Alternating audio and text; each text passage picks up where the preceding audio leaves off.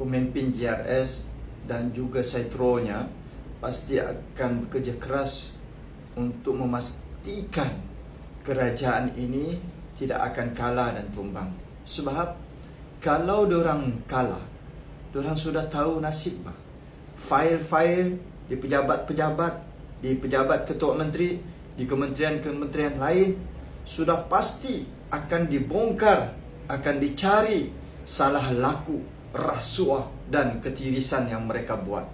Bukan kita tidak tahu, sepanjang 5 tahun kerajaan GRS di bawah teraju kepimpinan Ketua Menteri Sabah Haji G. Noor, kelemahan demi kelemahan, kegagalan demi kegagalan, Haji G selaku Ketua Menteri tidak mampu untuk membawa Sabah ke arah kegemilangan dan kemakmuran ekonomi.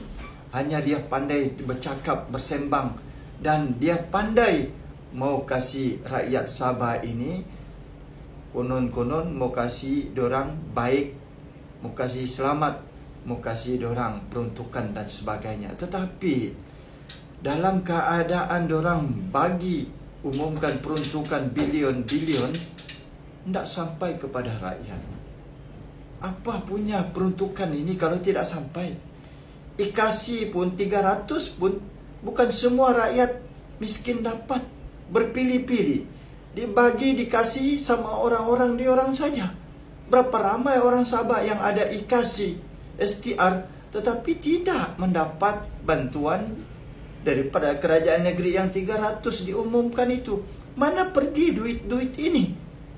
Apakah duit-duit 320 juta jumlahnya ini mahu sebahagiannya dialihkan kepada pemberian rasuah-rasuah untuk pilihan rakyat negeri ini? Saya mau bertanya tanda soal. Di mana rakyat Sabah mau dapat maklumat ini?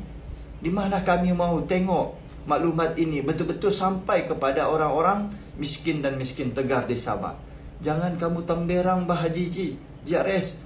Nah, rakyat Sabah, untuk kita menghukum, untuk kita mengadili GRS ini, selagi diorang ada kuasa, kita tidak boleh ambil tindakan. Diorang boleh tapuk itu salah guna kuasa dong. Tetapi untuk kita ambil tindakan sama diorang, kita pastikan GRS tumbang dulu, supaya kerajaan baru nanti insya-Allah warisan naik. Kita minta kepada kepimpinan buka file, cari file-file diorang salah guna kuasa, salah laku dan rasuah pemimpin-pemimpin GRS. Biar kita rakyat Sabah yang akan menjadi hakim kepada pemimpin yang kuat memakan duit rakyat ini. Bye-bye.